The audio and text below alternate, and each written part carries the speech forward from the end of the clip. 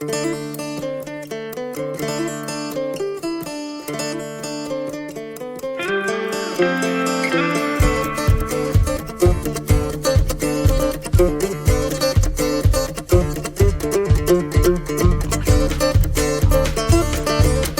to the Hay Kings podcast, brought to you by Crone, dedicated to hay and forage producers. We're back with Jeff and Leta from Croplan for the second half of our discussion. Now, we've been talking a lot about farmers and seed companies. I'm going to poke at the equipment manufacturers here. One of my big pushes right now, I want yield mapping on every single baler in the country, because every single combine in the freaking country has yield mapping. Yeah. I want it on every single big baler, little baler, chopper. I want it on every single freaking piece of forage harvesting equipment, because otherwise we don't actually know. Right. And is it accurate? The equipment that they do release, that's another topic. Well, but still, being a little wrong or consistently wrong one way or the other is still better than, that field did a ton and a half to the acre. Or the worst thing for our industry is, I took 100 bales to the acre. Yes. I'm going to reach through the computer and slap anybody that says that, because a bale is not a unit of weight. I'm telling you, man, that's one of my biggest frustrations too, when people compare forage yields from year to year. And you all are going to hear this, and the growers on here are going to roll their eyes and call us lots of names, but it's the truth, John. It's not a unit of weight. It's a measure, but it's not uniformly measured in every bale. And especially when they compare year to year, baler to baler. 5 bales versus 4 bales doesn't mean anything to me. What's the density? What was the moisture? And I'm poking here. It doesn't matter whether it's a small square bale, a round bale, a wrapped silage bale. Doesn't matter. If we're not talking about weight, we're not actually talking about yield. There is no corn, wheat, or soybean farmer that talks about the number of semi-loads that they hauled to the elevator. They talk about the number of bushels. And a bushel has a weight equivalent. That's how the entire rest of agriculture thinks about their yields, is in terms of weight. If you're still using bales, you're missing the mark. Do you know that we just lost 20,000 followers in the last 45 seconds? Yes. But we're doing what's good for the industry. You can't just measure off of wagon loads either. So now we've lost everybody. So yes, there you go. That was all of the silage guys that we just lost too. Yes. But really, it's a problem, because if we're going to admit, you don't know what you're doing unless you accurately measure what you do. And I think we all know that. And we do a poor job of measuring in the forage industry, with a few exceptions. Obviously, there are some on-farm scales where they weigh every field coming off. They weigh every truckload. Dairies with scales on farm, they weigh every truck, moisture content, every 10 loads, whatever it might be. So we love you guys that do that. But the guys that just say, I got 14 bales, 37 bales to the acre on a small square guy, whatever that number is, you're right. They could range from 45 pounds to 65 pounds, and you don't know. Absolutely, and you don't know. That's the thing, is you don't know. And what's more is the technology exists. If you talk to somebody running a brand new large square baler, it has telemetry, it has yield mapping, it has nutrient estimations live in the field. They are mapping nutrient concentrations in the hay in the field. I've seen RFQ maps. RFV is dead to me. We will never use RFV again. I've seen RFQ maps. I've seen protein maps. I have seen sugar maps of hay fields. That technology exists. We're not adopting it fast enough. Right. Yes. And if we want to manage our acres better, we need to know some of those things, so we know how the quality changes across the field. Was it a soil type, fertility? All these kind of things play back into it. So the guy that's really going to win at the end of the day pays attention to details. And we can use that information to hold our seed providers feet to the fire. And sometimes our feet get warm, and I like warm feet. It makes me feel cozy. Right. Looking to make a lighter footprint across your fields? Run Krone rakes. Available in working widths from 12.3 to 15.1 for single rakes and 18.8 all the way up to 62.4 feet in the twin and four rotor versions. Choose from multiple sizes and configurations to sweep across your field, gently lifting the crop into clean and boxy windrows. Ideal for the hungriest baler or chopper. Learn more at www.krone-northamerica.com. I hope we still have somebody that is hanging around after we've beat all the growers over the head with the things that they're not doing right. We need to talk about Roundup Ready independent of Harvextra first. And we do have Roundup Ready variety trials from Washington State University. So we were talking about the highest yielding varieties being 30, just right at 35 ton to the acre over 3 years. The best performing Roundup Ready variety was 34 1/4. So right there. I mean, in terms of statistics, there's no difference. We're talking about 3 years in field. There is absolutely no difference between 34.9 and 34.27. There is no statistical difference. Oh, really? The next best Roundup Ready alfalfa variety in these trials was 32 tons, a Croplan variety at 32.5. Actually, all of the Roundup Ready alfalfa varieties were north of 31 tons when the peak was 34. I'm going to say that there's no difference in yield on Roundup Ready, new Roundup Ready varieties versus conventional varieties. Would you guys agree with that? Yeah, less than, on that statistical piece, less than 10% difference from top to bottom. Yep. On the Roundup Readies even. And year to year, that's going to change. Long-term replicated trials. It does. Yeah. I mean, this is relatively robust data that shows from a university, third party, comparing multiple seed companies. There's very little difference between conventional and Roundup Ready. And that would probably be in a system grown with very little weed pressure, or they do a great job of controlling weeds generally, even without the use of the glyphosate trait. There's a lot of conversations around, how the studies were conducted.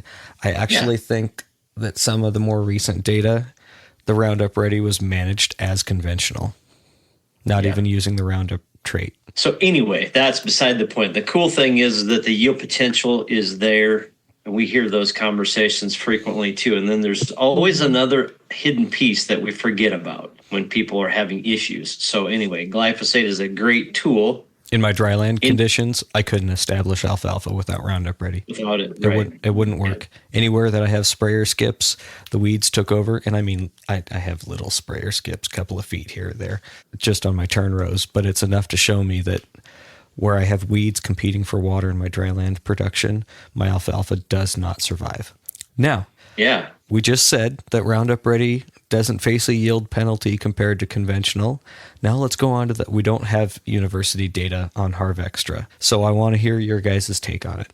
So I would say, and I don't want to make anybody mad when I say this, but at Croplan, we see that our varieties are as high yielding as conventionals.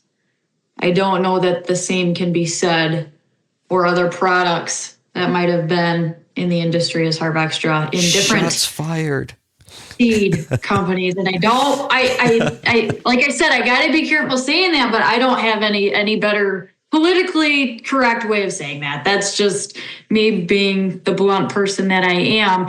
Does that mean that we're still breeding for yield characteristics in our Harvextra varieties and that the industry is getting better? Yes. Absolutely.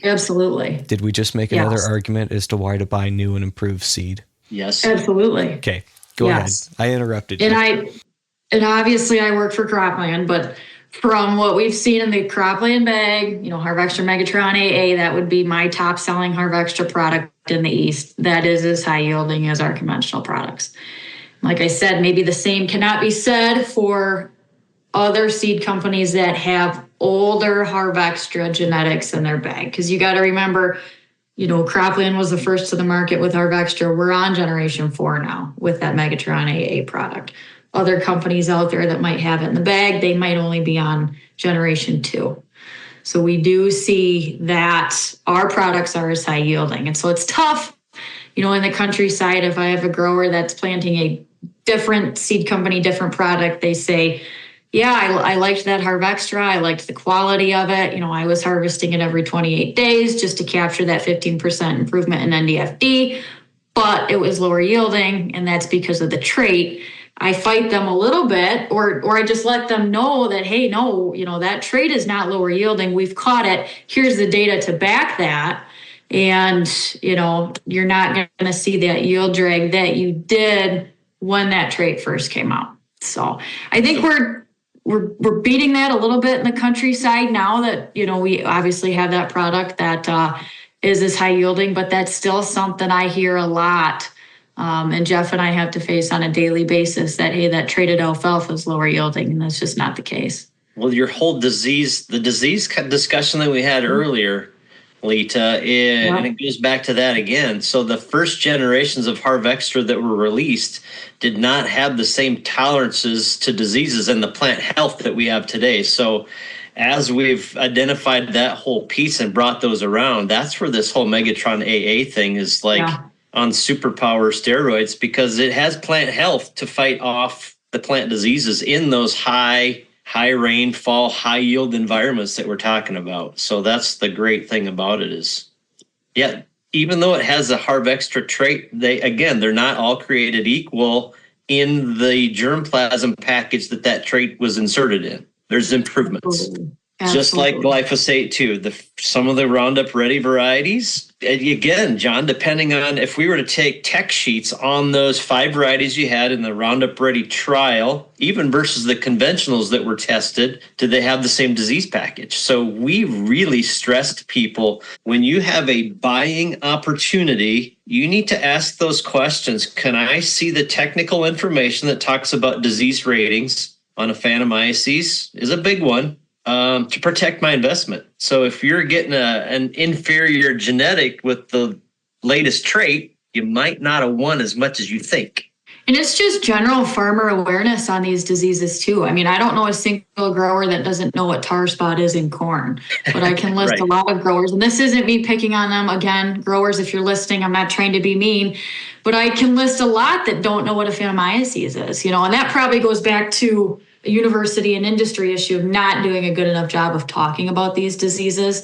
Obviously, I'm biased to Croplan, and I think that our minions in the countryside that sell Croplan seed do a great job, but there needs to be more general awareness on diseases in alfalfa. There really does. Yeah. Harvextra, from that standpoint too, from a yield piece, we talked about short cutting intervals, John and Leta, and when we can take Harvextra and cut it maybe 4 to 5 days later on each cutting and give that plant a little bit more rest, it's going to recover better. And get the same fiber digestibility. That's what Harvextra is all about, right? Yeah.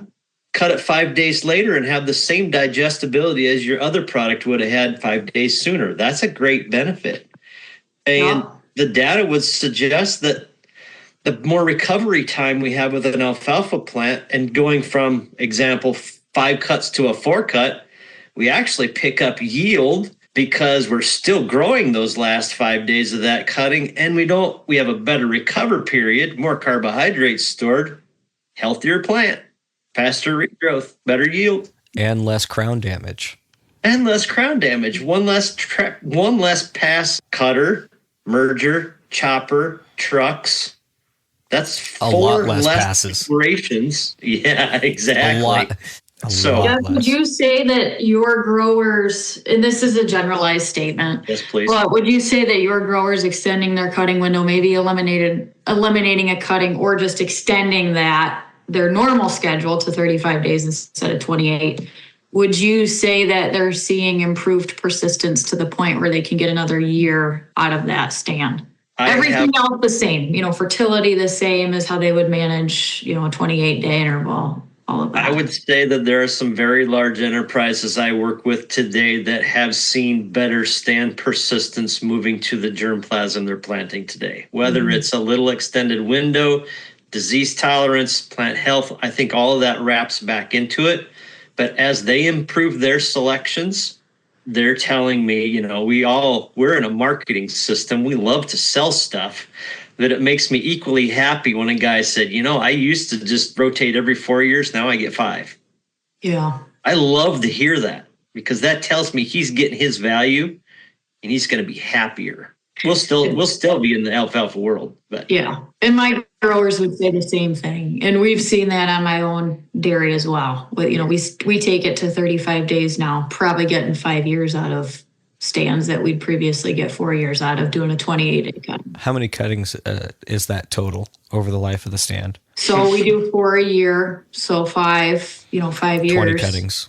Well, usually only 1 or 2 cuttings in that seeding year, but yes, 20-ish. Yeah. Yeah, John. So we've talked about that too. If we can take that window of how many cuttings that stand lasts, and you take that input cost and you pull it out a little, yes. 1 extra cutting covers the cost of the seed. Sure. Right. Exactly. 1. And that's not hard math. 1 extra cutting covers the cost of the seed. This has been great. I love the content. We just covered, like you guys do producer meetings all the time, of course. We just did a producer meeting. Yeah. Yep. And nobody threw stones back at us. Well, I threw a couple of rocks. If I didn't, I wasn't doing my job, right? That's exactly what we expect. Need your hay dried down faster without leaf loss? Krone Tedders offer the best solution by getting your crop off the field faster. Available in both trailed models and drawbar hitches with the widest range of sizes. All Krone Tedders feature flotation tires and specially engineered tines to lift the crop and distribute it evenly across the swath. Less ash and greener hay? That's the Krone way. Learn more at krone-northamerica.com. Folks, as we look at the forage industry, and we've all been faced with this, we just talked about plant pathologists. I want you to understand that there are some of us out here that still have a deep, deep burning passion for forages. And we are, John, you're included in this group, or we would not be on this call today. There are industry people, individual people that have such a burning passion to help you in your endeavors that I want you to know that even though there's fewer every day, we're still out here. Find us, ask us the questions. Don't be complacent thinking that what you've been doing for 20 years is still adequate to get by.